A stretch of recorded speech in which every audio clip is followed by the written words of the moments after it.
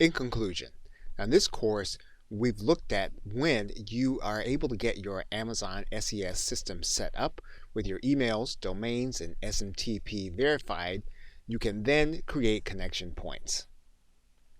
We looked at a connection point with Cindy.co, which allows you to use a server-based software to connect with Amazon SES. We also looked at Email Octopus, which is a cloud-based service that connects with Amazon SES.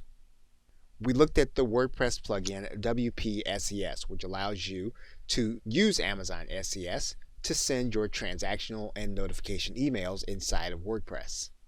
We also looked at the newsletter plugin, which will allow you to basically send newsletters inside of WordPress.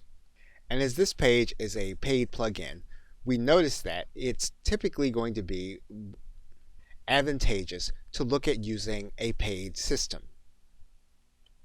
In fact, those plugins that were free and open source proved to be more difficult to install and get operational.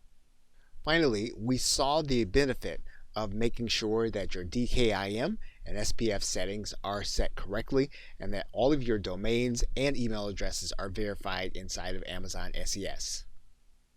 So with that, thanks, and I'll see you either in another video or in another course.